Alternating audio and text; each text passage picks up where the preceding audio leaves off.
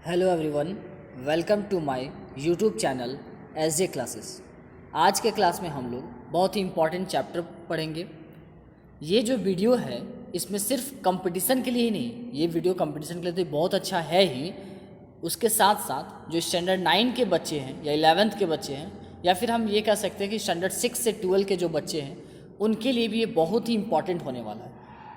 ये जो टॉपिक है ये स्पेशली अच्छे तरीके से स्टैंडर्ड 9 और स्टैंडर्ड 11 के बच्चों को दिया जाता है, उनके बुक में होता है और उनको ये डीपली पढ़ना होता है। तो उनके लिए खास करके ये काफ़ी है। काफ़ी बच्चों के इनमें बहुत सारा डाउट होता है कि कैसे इन सब में चेंजेस होता है, इन सबको कैसे कॉमन करें और कैसे हम इसको जानें।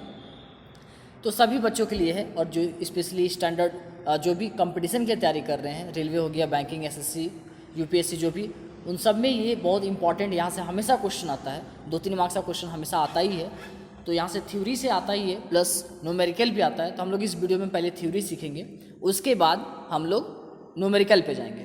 तो आज का वीडियो में हम लोग कवर करेंगे डिस्टेंस, डिस्प्लेसमेंट, उसके बाद velocity, speed, relative velocity, acceleration, ये सब जितने भी इंपॉर्टेंट टॉपिक है, फिर उनके बीच में जो रिलेशंस हैं, इक्वेशन ऑफ द मोशन, ये सारा चीज़ हम लोग आज के वीडियो में सीखेंगे। चलिए हम लोग अपना वीडियो स्टार्ट करते हैं। हमारा जो फर्स्ट टॉपिक है वो क्या है? Distance and displacement. तो आप लोग सभी को जैसा जानते हो, डिस्टेंस या डिस्प्लेसमेंट क्या होता है। डिस्टेंस क्या है? तो जब कोई ऑब्जेक्ट किसी एक प्लेस से दूसरे प्लेस में टाइम के रेस्पेक्ट में जाता है तो उसको हम लोग डिस्टेंस बोलते हैं। सपोज कीजिए कि ये हमारा कोई पॉइंट है, यहाँ से कोई ऑब्जेक्ट उठा करके हम यहाँ रख दिए, ठीक है। तो ये जो ऑब्जेक्ट मूव किया इस पॉइंट, इनिशियल पॉइंट से फाइनल पॉइंट तक, तो आप लोग ये याद रखोगे जो स्टार्टिंग पॉइंट होता है उसको साइंस के लैंग्वेज में क्या बोलते हैं? Initial point. ये बहुत ज़रूरी है, याद रखिएगा। हिंदी में आरंभिक बिंदु बोलते हैं, ठीक है, और ये बोलते हैं फाइनल पॉइंट, ठीक है।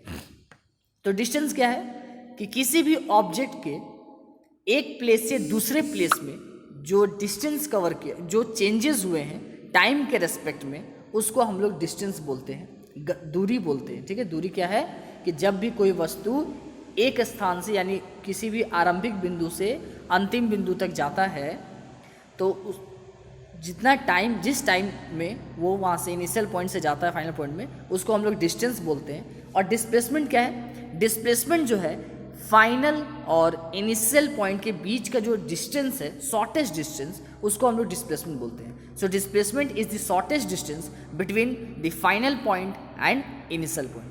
अब हम लोग सीखेंगे यहाँ पे कि डिस्टेंस और डिस्प्लेसमेंट में क्या डिफरेंस है। यहाँ पर हम लोग जानेंगे बाय दी फिगर के हेल्प से हम लोग जानेंगे कि डिस्टेंस और डिस्प्लेसमेंट में क्या डिफरेंस है, ठीक है।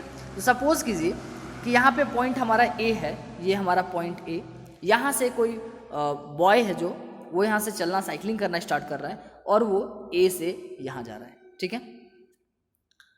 आगे देखते हैं, ये ए से जाते हुए कहाँ गया? बी पे गया, ठीक है। बी के बाद ये कहाँ जा रहा है? सी पे। तो ए से बी वो 4 मीटर गया, बी से सी 3 मीटर गया, ठीक है। उसके बाद हमें क्या करना है कि ये बात माइंड में रखोगे कि स्टार्ट कर रहा है ए से और एंड कहाँ हो रहा है? सी पे, ठीक है। तो उसका पूछा जाएगा कि टोटल डिस्टेंस क्या है। तो क्या देखेंगे हम लोग? ए से बी कितना गया? 4 मीटर। बी से सी कितना गया है? 3 मीटर, ठीक है।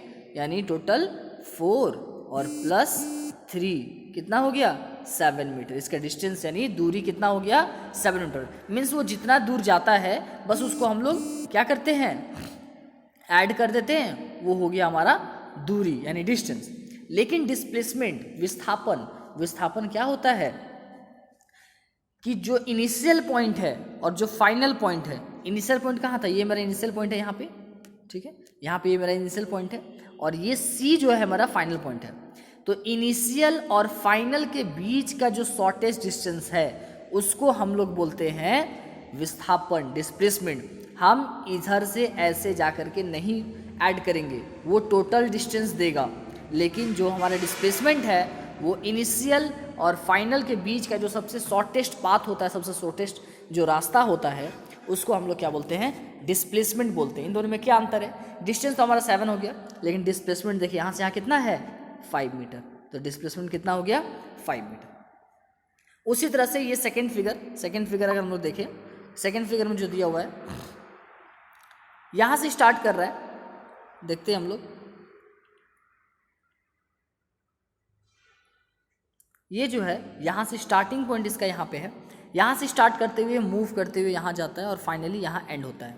ठीक है, तो इसका पूछा जाएगा डिस्टेंस कितना है, तो हम लोग यहाँ से यहाँ मेज़र करेंगे कितना किलोमीटर ये गया और कहाँ यहाँ पे ख़त्म हुआ, ये हम लोग डिस्टेंस बताएगा। ठीक है, ये हम लोग को डिस्टेंस बताएगा कि वो डिस्टेंस कितना हुआ। लेकिन डिस्प्लेसमेंट देखो, ये यहाँ से स्टार्ट किया था ना और ख़त्म कहाँ कर रहा है, यहाँ ख़त्म कर रहा है, तो इन दोनों के बीच का जो शॉर्टेस्ट डिस्टेंस है, जहाँ से हम जिधर से तुरंत पहुँच पाएँ वही हमारा शॉर्टेस्ट डिस्टेंस होता है, और उस शॉर्टेस्ट डिस्टेंस को क्या बोलते हैं, डिस्प्लेसमेंट, वो हमारा डिस्प्लेसमेंट होता है। तो ये आपको क्लियर हो गया होगा डाउट कि डिस्टेंस और डिस्प्लेसमेंट में क्या डिफरेंस है, कि डिस्टेंस जो है एक्चुअल में जो जितना डिस्टेंस वो चलता है वो डिस्टेंस होता है, लेकिन डिस्प्लेसमेंट इनिशियल पॉइंट और फाइनल पॉइंट के जो बीच में जो सबसे छोटा दूरी होगा, सबसे शॉर्टेस्ट जो डिस्टेंस होता है, उसको हम लोग क्या बोलते हैं, डिस्प्लेसमेंट। ठीक है, और कुछ जानते हैं हम लोग डिस्प्लेसमेंट के बारे में, आगे चलते हैं। तो जो डिस्टेंस और डिस्प्लेसमेंट है उन दोनों को बीच में क्या डिफरेंस है वो हम लोग जानेंगे, difference between distance and displacement. ठीक है, इस फिगर में भी हम देखते हैं, ये जो फिगर है इसमें देखिए एक बॉय है, साइकिल चला रहा है, वो साइकिलिंग करके ए से बी तक में 4 मीटर गया और बी से सी तक में 3 मीटर गया, और इसका डिस्टेंस कितना हो गया, ए से सी तक वो गया, ए से सी तक में किधर से गया है, ये चीज़ ध्यान रखना है, इन्हें कि आपको ये देखना है, नहीं ये मैंने बाद में ड्रॉ किया है, ये बाद में ड्रॉ किया है, पहले नहीं ध्यान देना है, पहले वो ए से बी गया, बी से सी गया। ठीक है, तो टोटल डिस्टेंस कितना हुआ, तो आप ए से बी देखोगे 4 मीटर और बी से सी देखोगे 3 मीटर, यानी 7 मीटर हो गया। लेकिन पूछा जाए कि डिस्प्लेसमेंट कितना गया, तो हम लोग देखेंगे ए और सी के बीच में सबसे छोटा जो डिस्टेंस है उस डिस्टेंस में जाएंगे, ए और सी के बीच में कितना डिस्टेंस, 5 मीटर, तो ये इसका डिस्प्लेसमेंट हो गया। बात आ गया समझ में सबको। आगे चलते हैं कि डिफरेंस पढ़ते हैं, difference between the distance and displacement. तो जनरली जो है 4 डिफरेंस होते हैं डिस्टेंस और डिस्प्लेसमेंट में। हम लोग देखेंगे कि डिस्टेंस और डिस्प्लेसमेंट में क्या क्या डिफरेंस होते हैं। हिंदी में अगर बात करें तो दूरी और विस्थापन के बीच में हम लोग देखेंगे कि क्या डिफरेंस है। सबसे पहला पॉइंट कि जो हमारा डिस्टेंस होता है, ठीक है, सबसे पहले आप याद रखोगे कि किसके किसके बारे में बात किया जा रहा है, तो यहाँ थोड़ा सा मिस हो गया, यहाँ पे मैंने नहीं लिखा है कि कौन कौन क्या है। तो ये हमारा डिस्टेंस यानी दूरी है, ठीक है, और ये हमारा डिस्प्लेसमेंट है, डिस्प्लेसमेंट। ठीक है, अब आगे देखते हैं हम लोग कि जो डिस्टेंस होता है, ठीक है, जो हमारा डिस्टेंस है वो हमेशा पॉजिटिव होगा। डिस्टेंस हमेशा क्या होगा, पॉजिटिव होगा। लेकिन डिस्प्लेसमेंट जो है, ठीक है, वो नेगेटिव भी हो सकता है, यहाँ पे मिस हो गया थोड़ा सा, नेगेटिव भी हो सकता है, पॉजिटिव भी हो सकता है, या फिर जीरो भी हो सकता है। ठीक है, ये क्लियर हो गया पहला पॉइंट कि जो हमारा डिस्टेंस होगा वो पॉजिटिव होगा, वो कभी नेगेटिव नहीं होगा। लेकिन जो डिस्प्लेसमेंट है वो पॉजिटिव भी होगा, नेगेटिव भी होगा और जीरो भी होगा। ठीक है, नेक्स्ट सेकेंड पॉइंट जो है, जो हमारा डिस्टेंस होता है, डिस्टेंस का जो मैग्नीट्यूड है, सिर्फ डिस्टेंस के पास क्या होता है, only magnitude. Distance has only magnitude, यानी जो दूरी है, दूरी के पास सिर्फ क्या होता है, दूरी के पास सिर्फ मैग्नीट्यूड होता है। ठीक है, हिंदी में अगर बात करें तो मैग्नीट्यूड का हिंदी मीनिंग क्या होता है, परिमाण। ठीक है, उसका वैल्यू, उसका परिमाण होता है मैग्नीट्यूड का। लेकिन जो हमारा डिस्प्लेसमेंट है, जो विस्थापन है, विस्थापन में मैग्नीट्यूड भी होता है और डायरेक्शन भी होता है। ठीक है, जैसे डिस्टेंस के बारे में पूछा जाए, अगर बोला जाएगा कि डायरेक्शन, मैं बोलूँगा कि मैं 5 किलोमीटर रन करके आ रहा हूँ। ठीक है, मैंने आगे कुछ नहीं बताया उसके बारे में कि मैं कहाँ गया था, कैसे गया था, कुछ नहीं, मैं सिर्फ बोल रहा हूँ कि मैं 5 किलोमीटर रनिंग करके आ रहा हूँ। ठीक है, तो ये जो 5 किलोमीटर है सिर्फ मैग्नीट्यूड है। इस वर्ड से क्या हमको पता चल रहा है क्या कि मैं किधर गया था, डायरेक्शन क्या है मेरा, नहीं, तो ये हमारा डिस्टेंस है। लेकिन जब मैं बोलूँगा कि 5 किलोमीटर स्कूल के नॉर्थ होते हुए मैं अपने घर आ रहा हूँ, तो वो मेरा डायरेक्शन है। तो उस मैग्नीट्यूड और डायरेक्शन के मिक्सअप को हम लोग क्या बोलते हैं, विस्थापन यानी डिस्प्लेसमेंट।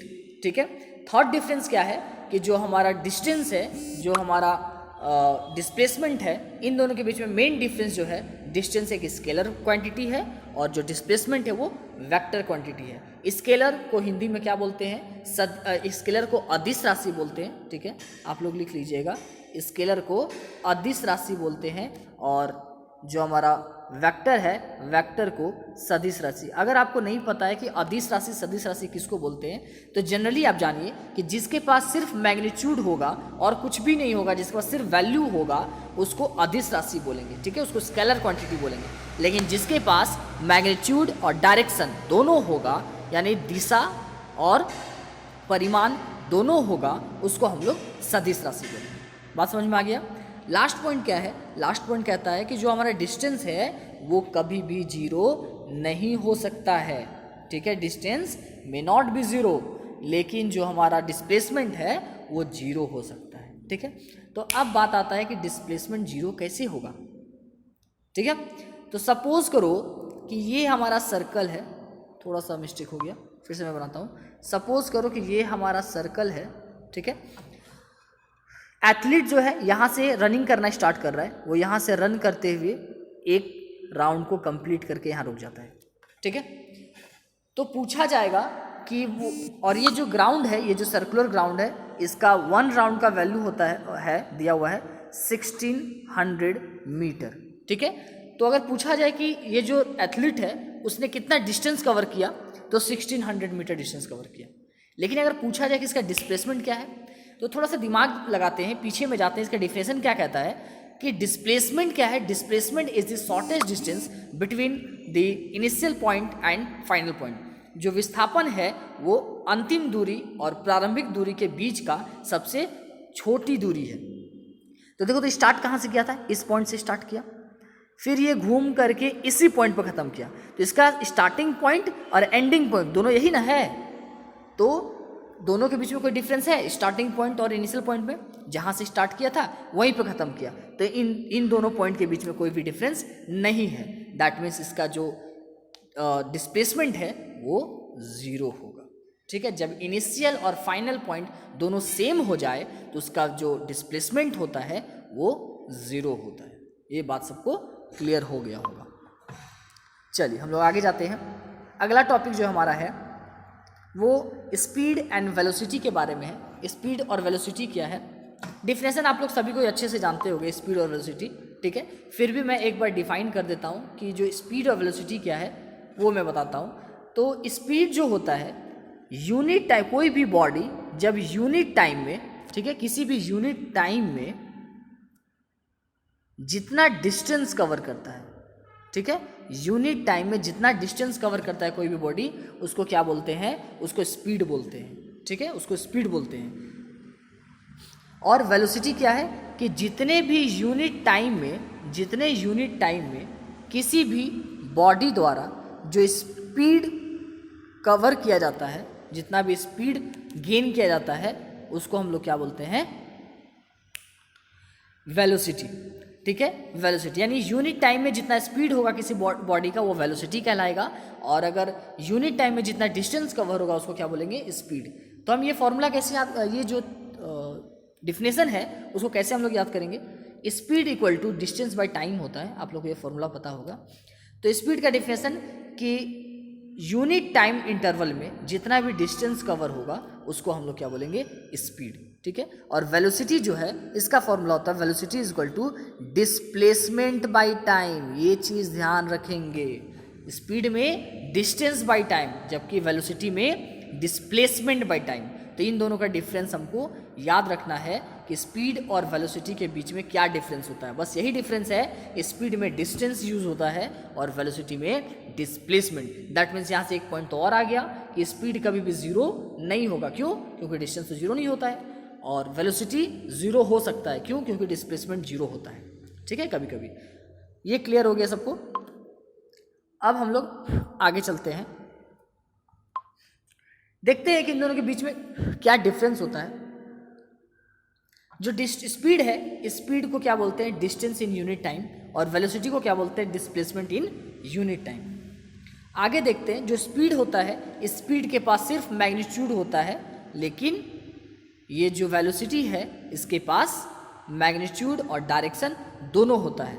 और जैसा कि हम लोग जानते हैं कि जिसके पास सिर्फ मैग्नीट्यूड होगा उसको क्या बोलेंगे, स्केलर क्वांटिटी, और जिसके पास मैग्नीट्यूड डायरेक्शन दोनों होगा उसको क्या बोलेंगे, वेक्टर क्वांटिटी। बात समझ में आ गया सबको। आगे देखते हैं, जो एसआई यूनिट है दोनों का एसआई यूनिट सेम होता है, ठीक है, दोनों का एसआई यूनिट मीटर पर सेकेंड, मीटर पर सेकेंड। जो स्पीड हमारा है, वेलोसिटी है, दोनों का एसआई यूनिट सेम होता है। आगे है रिलेटिव वेलोसिटी, ठीक है। रिलेटिव वेलोसिटी आप लोगों में से बहुत कोई नहीं पढ़े होंगे। रिलेटिव वेलोसिटी को हम लोग क्या बोलते हैं, सापेक्ष वेग बोलते हैं हिंदी में, सापेक्ष वेग, रिलेटिव वेलोसिटी। रिलेटिव वर्ड का मीनिंग पता होगा, रिलेशन, ठीक है, जब एक दूसरे से रिलेट किया जाएगा तो वो रिलेटिव वेलोसिटी, यानी दो वेलोसिटी को जब हम रिलेट करेंगे तो उसको रिलेटिव वेलोसिटी कहते हैं, ठीक है। जैसे सपोज कीजिए कि कोई भी दो ऑब्जेक्ट है वो एक ही डायरेक्शन में मूव कर रहा है, तो ऐसा जरूरी नहीं कि दोनों का सेम वेलोसिटी होगा, सेम वेग से दोनों मूव कर रहा हो एक ही डायरेक्शन में, ऐसा जरूरी नहीं है। तो जब भी कोई दो ऑब्जेक्ट सेम डायरेक्शन में मूव कर रहा हो, ठीक है, तो वैसे जो वेलोसिटीज़ हैं उनके दोनों के, उस वेलोसिटीज़ में जो वेग होता है यानी वेलोसिटीज़ जो होते हैं वो पॉजिटिव होते हैं। तो ये बात हमेशा याद रखेंगे कि जब दो रनर या दो कार, दो ऑब्जेक्ट सेम डायरेक्शन में मूव करते हैं तो उनके जो वेलोसिटी होते हैं, वेलोसिटी का जो वैल्यू होता है, कौन सा velocity, relative velocity, relative velocity हमेशा पॉजिटिव होता है। लेकिन जब वो एक दूसरे के अपोजिट में मूव करते हैं तो इसका वैल्यू क्या होता है, नेगेटिव। किसका वैल्यू, रिलेटिव वेलोसिटी का। यहाँ पे ये मैं नहीं बोल रहा हूँ कि दोनों का स्पीड पॉजिटिव और नेगेटिव, नहीं, मैं बात कर रहा हूँ रिलेटिव वेलोसिटी के बारे में कि कोई ऑब्जेक्ट, दो ऑब्जेक्ट एक साथ एक ही डायरेक्शन में अगर मूव कर रहे हैं तो उनका जो रिलेटिव वेलोसिटी निकलेगा वो पॉजिटिव निकलेगा, और अगर वो अपोजिट डायरेक्शन में मूव कर रहे हैं तो उनका नेगेटिव निकलेगा। ये बात आपको क्लियर होना चाहिए। नेक्स्ट है हमारा एक्सेलरेशन। एक्सेलरेशन क्या है वो हम लोग देखते हैं। एक्सेलरेशन क्या है, तो जिस तरह से अभी तक हमने क्या क्या पढ़ा, हम लोग पहले पढ़े डिस्टेंस के बारे में, डिस्टेंस को रिलेट किए डिस्प्लेसमेंट से, उसके बाद डिस्टेंस से निकला स्पीड और डिस्प्लेसमेंट से निकला वेलोसिटी। कैसे, डिस्टेंस से निकला स्पीड, डिस्प्लेसमेंट से निकला वेलोसिटी। स्पीड का हम लोग क्या डिफिनेशन बोले कि distance per unit time, distance पर यानी यूनिट टाइम में जितना डिस्टेंस कवर किया जाएगा उसको स्पीड बोलेंगे, और यूनिट टाइम में जितना डिस्प्लेसमेंट होगा उसको वेलोसिटी बोलेंगे। ये चीज़ तो हम लोग का क्लियर था।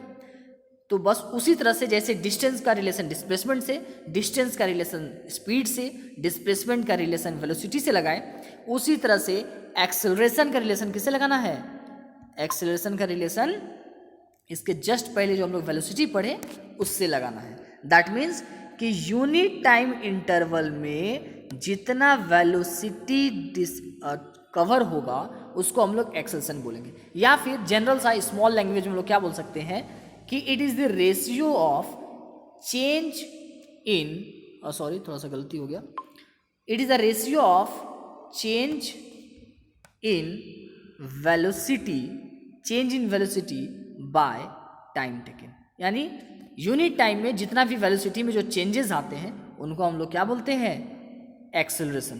तो एक्सेलरेशन जो होता है, एक्सेलरेशन का ऐसा यूनिट क्या होता है, मीटर पर सेकेंड स्क्वायर होता है, ठीक है। ये सब कहाँ से आ रहा है मैं सब कुछ बता रहा हूँ, एक मिनट आप लोग देखोगे अच्छे से। तो मैंने बताया एक्सेलरेशन, एक्सेलरेशन को क्या चीज़ से डिनोट करते हैं, एक्सेलरेशन को स्मॉल ए से डिनोट करते हैं, ठीक है। तो एक्सेलरेशन इक्वल टू मैंने क्या बताया, चेंज इन स्पीड ना, ठीक है, चेंज इन स्पीड। तो चेंज इन स्पीड मतलब v माइनस यू, मतलब कि जो फाइनल वेलोसिटी है, अंतिम वेग है, और जो प्रारंभिक वेग है, v से अंतिम वेग को यानी फाइनल वेलोसिटी को, और u से इनिशियल वेलोसिटी यानी प्रारंभिक वेग को दिखाते हैं विथ रेस्पेक्ट टू टाइम। ये होता है एक्सेलरेशन का फॉर्मूला। ऊपर v माइनस यू कहाँ से आया, तो मैंने डिफिनेशन बताया था ना आपको, क्या बताया आपको डिफिनेशन कि एक्सेलरेशन क्या है, चेंज इन वेलोसिटी। तो वही उसी के जगह पर चेंज इन वेलोसिटी की जगह v1 minus v2 minus v1 लिख सकते हैं, या v माइनस u लिख सकते हैं विथ रेस्पेक्ट टू टाइम। तो एक्सेलरेशन का फॉर्मूला क्या हो गया, v minus u by t, ठीक है, ये एक्सेलरेशन का फॉर्मूला हो गया। तो एक्सेलरेशन है तो ये क्या, वेलोसिटी ही ना, तो इसका यूनिट क्या होगा, मीटर पर सेकेंड, और नीचे टाइम का यूनिट क्या होगा, सेकेंड। तो जब मीटर पर सेकेंड को सेकेंड से डिवाइड देंगे तो क्या वैल्यू आ जाएगा, मीटर पर सेकेंड स्क्वायर। तो यही हो गया यूनिट किसका, एक्सेलरेशन का। यूनिट निकालना बहुत आसान है, अगर आपको फॉर्मूला पता है तो आप यूनिट बहुत अच्छे तरीके से निकाल सकते हो। तो ये हमारा एक्सेलरेशन था, एक्सेलरेशन के बारे में हम लोग जानते हैं। तो यहाँ पे देखो मैंने एक डायग्राम दिया है एक्सेलरेशन के बारे में, देखो मैं दिखा रहा हूँ। ये जो है एक्सेलरेशन, तो जब भी कोई ये क्या शो कर रहा है, देखिए देखोगे ये जो लाइन है, ये लाइन क्या शो कर रहा है कि एक्सेलरेशन फॉरवर्ड एक्सेलरेशन है, आगे है, इंक्रीज कर रहा है, पॉजिटिव में है। लेकिन ये डिएसेलरेशन है जो नीचे की तरफ घट रहा है। तो जो भी त्वरण घटता है, एक्सेलरेशन के हिंदी में त्वरण बोलते हैं, और त्वरण को अगर हिंदी में डिफाइन किया जाए तो वेग में जो परिवर्तन होता है, वेग में परिवर्तन का जो दर है उसको हम लोग त्वरण बोलते हैं। त्वरण को छोटा ए से दिखाते हैं, ठीक है। त्वरण बराबर जो वेग में परिवर्तन होता है उसको टाइम से डिवाइड देते हैं तो त्वरण होता है।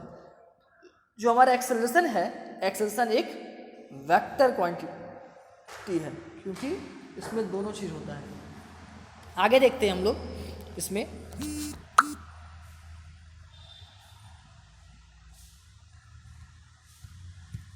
आगे नेक्स्ट टॉपिक है, एक मिनट, आगे हम लोग इक्वेशन ऑफ मोशन देखते हैं। नेक्स्ट टॉपिक क्या है कि इक्वेशन ऑफ मोशंस। जो इक्वेशन ऑफ मोशन है, जो हिंदी में जिसको हम लोग बोलते हैं कि गति का समीकरण जो है, उसके बारे में हम लोग जानेंगे कि जो मोशंस के क्या क्या इक्वेशंस होते हैं। तो जनरली 3 इक्वेशन होते हैं मोशन के, ठीक है। गति के 3 समीकरण होते हैं, उसके बारे में हम लोग जानेंगे।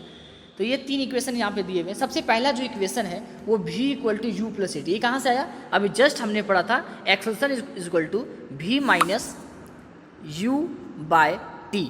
तो देखो t मल्टीप्लाई में है ना, इधर जाके t डिवाइड में है, इधर जाके मल्टीप्लाई में, ये हो गया at, और ये v - u माइनस में है, इधर जाके प्लस में, तो v = u + at। ये हमारा फॉर्मूला आ गया, जस्ट हमने पढ़ा था जो, ठीक है। इसी तरह से मैं आपको सारा फॉर्मूला का प्रूफ बताऊंगा, जब जरूरत पड़ेगा तो मैं बताऊंगा, लेकिन जनरली अभी कंपटीशन में प्रूफ नहीं आता है। आपको कौन सा फॉर्मूला किसके लिए वो आपको जानना है। तो हम लोग जानेंगे कि ये जो फर्स्ट फॉर्मूला है, जब भी कभी भी एक्सेलरेशन का रिलेशन दोनों वेलोसिटी के साथ होगा तो इसको हम यूज़ करेंगे। उसके बाद सेकेंड, तो अगर कभी पूछा जाए कि जो इक्वेशन ऑफ मोशन है यानी गति का समीकरण है, तो गति का पहला समीकरण लिखिए, तो आप कंफ्यूज नहीं करोगे। समीकरण यानी इक्वेशन, ठीक है, इक्वेशन, ठीक है। इक्वेशन आप लोग सुन के सोचते हो कि लॉज ऑफ मोशन है, आप मोशन का लॉज लिखने लगते हो, गति का नियम लिखने लगते हो। नियम और समीकरण दोनों में अंतर है, ठीक है। यहाँ पे गति का समीकरण पूछा गया है, गति का नियम नहीं, तो वहाँ पे न्यूटन्स का तीनों लॉ नहीं बताओगे, ठीक है। यहाँ पे गति का समीकरण पूछा गया है, यानी इक्वेशन ऑफ मोशन पूछा गया है, लॉज ऑफ मोशन नहीं पूछा गया है, तो हम लोग उस पर ध्यान देंगे, ठीक है। तो पहला इक्वेशन पूछा जाए कि गति का समीकरण का पहला समीकरण क्या है, या फर्स्ट इक्वेशन क्या है हमारे मोशन का, तो पहला इक्वेशन v = u + at, ठीक है। v = u + at पहला। दूसरा है s = ut + ½ at², इसको आप लोग लिख लोगे, ये बहुत इंपॉर्टेंट है। नेक्स्ट थर्ड नंबर, ये लास्ट हमारा टॉपिक है, v² - u² = 2s, ठीक है। ये थर्ड इक्वेशन है किसका, मोशन का, ये गति का तीसरा समीकरण है। तो ये था हमारा वीडियो। अगर आपको पसंद आया है तो लाइक करें, सब्सक्राइब करें और इसको शेयर भी करें अपने फ्रेंड के साथ। ये मैं टारगेट चला रहा हूँ कि 1 मंथ में आपके साइंस में कंप्लीट कराऊंगा। 25 में 25 आपका कंफर्म है। अगर मेरा वीडियो आप अच्छे से देख लेते हो, उसको लर्न करते हो और प्रॉपर वे में आप उसको समझ के जाते हो, तो आपका कंफर्म है कि जो साइंस में आपका 100% मार्क्स कंफर्म है, ठीक है। इसीलिए अच्छे से आप मेरा वीडियो देखिए और ज़्यादा से ज़्यादा शेयर कीजिए, ताकि मेरे भी जो व्यूअर्स है वो बढ़ सके और दूसरों को भी ये लाभ मिले, ठीक है। और जो भी क्लास के ऐसा नहीं है कि ये सिर्फ आपके लिए है या कंपटीशन के लिए है, ये सब जितने भी साइंस पढ़ते हैं ना, स्टैंडर्ड 6 से लेकर के स्टैंडर्ड 12 तक के बच्चों के लिए ये सारा चीज़ है। Okay, thank you everyone.